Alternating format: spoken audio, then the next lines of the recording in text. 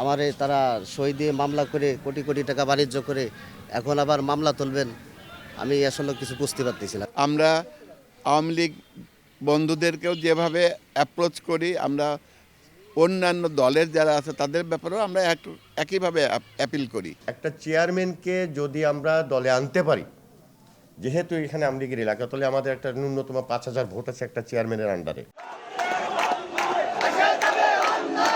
5 August সরকার পতনের পর 13ই August ফরিদপুরের আলফাডাঙ্গায় রটে যায় সাবেক প্রধানমন্ত্রী শেখ হাসিনা ভারত থেকে ফিরে আসছেন। এমন খবরে হাজার হাজার আওয়ামী লীগ নেতাকর্মী সশস্ত্র মিছিল নিয়ে নামে আলফাডাঙ্গায়। রীতিমতো ভয়াবহ এক পরিস্থিতি তৈরি হয় উপজেলায়। এ ঘটনায় আলফাডাঙ্গা থানায় একটি মামলা দায়ের করা হয়। মামলার বাদী উপজেলার ভ্যান চালক লাবলু সরকার। একসময় আওয়ামী লীগ করলেও 2018 সালে ভোট দিতে না পারার ক্ষোভে যোগ দেন বিএনপিতে। দাদা মারা গেছে 2000 সালে, কিন্তু 2018 সালে জাতীয় নির্বাচন হয়। আমি ভোট কেন্দ্রে যাই, শুনি কি যে আমার দাদা ভোট দিয়ে গেছে। তখন আমি চিন্তা করলাম যে এই জায়গা তো দুর্নীতি হচ্ছে, এই জায়গা তো ভোটের কোনো হচ্ছে না, গণতন্ত্র বাংলাদেশের রাষ্ট্রতন্ত্র হচ্ছে। তখন আমি ওদেরকে ঘৃণা করে ওই কেন্দ্রের থেকে সরে চলে আসলাম। এরপরে চিন্তা করলাম যদি কোনোদিন সুযোগ সুবিধা আসে তাহলে বাংলাদেশ জাতীয়তাবাদী দলের যারা নেতাকর্মীরা আছে এদের সাথে যোগাযোগ করব। আমি সুযোগ আসলে আমি একদিন একটা ভোট দেব। আওয়ামী লীগ মানে সমর্থন ছিলাম আর কি। লাবলু সরকার 5 বছর ধরে ঘুরছেন বিএনপিতে একটি পদ পাওয়ার আশায়। অবশেষে সেই সুযোগ আসে সরকার পতনের পর। কিন্তু পদের নামে মামলার বাদী হবেন এমনটা লাবলুর ধারণাতেও ছিল না। তা সদস্য পদের কথা বলে আমাকে আলফাডাঙ্গা থানায় নিয়ে একটা সই দেয়। সই দেওয়ার পরে 2-3 দিন পরে শুনি কি যে আমাকে সে ব্যবহার করে ওরা আওয়ামী লীগদের নামে মামলা দিয়েছে, বিস্ফোরক মামলা। এই মামলায় অজ্ঞাত 2000 থেকে 2500 আর এজাহারভুক্ত 170 জন। এদের কাউকে আমি চিনি, আর অনেকটাই চিনি না। এই মামলাকে ঘিরে আসামিদের কাছ থেকে কোটি কোটি টাকা হাতিয়ে নেওয়া হয়েছে বলে অভিযোগ লাবলুর।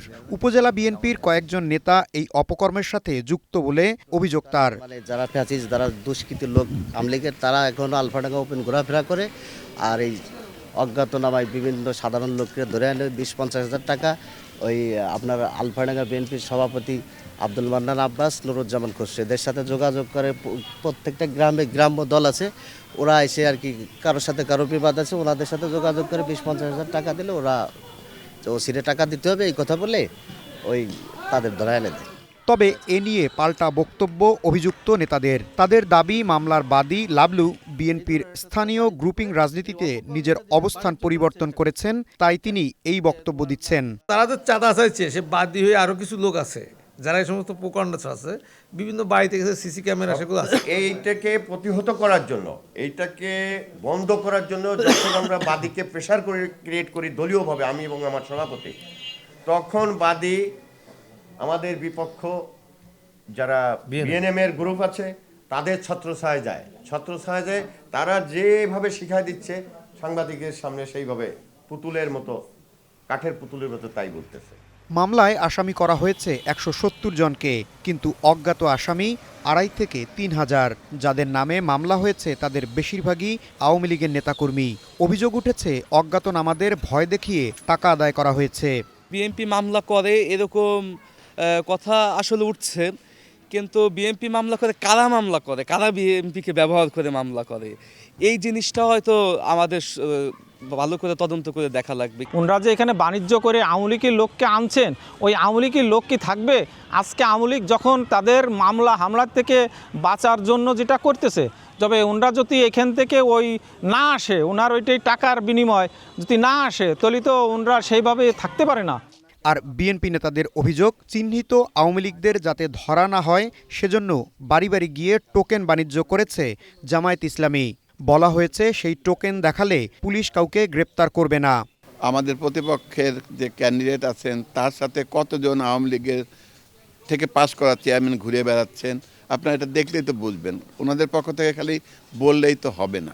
আমরা আওয়ামী লীগ বন্ধুদেরকেও যেভাবে অ্যাপ্রোচ করি, আমরা অন্যান্য দলের যারা আছে তাদের ব্যাপারেও আমরা একইভাবে অ্যাপিল করি। তারা ভোট, তাদের মন জয় করতে পারলে ভোট নেবে। বিএনপি মামলা করেছে, বিএনপি এটা করেছে, সেটা করেছে, এটা তাদের অভিযোগ। বিএনপির কোনো ক্ষেত্রে অতি উৎসাহী কোনো নেতাকর্মী বিএনপির নামে যদি ভুল করে থাকে, অন্যায় করে থাকে, ইতিমধ্যে আমরা তাদের বিরুদ্ধে কঠিন ব্যবস্থা নিয়েছি, দল থেকে বহিষ্কার করা হয়েছে। তাই বলা যায় এই আসনে আওয়ামী লীগের ভোট এখন গনিমতের মাল।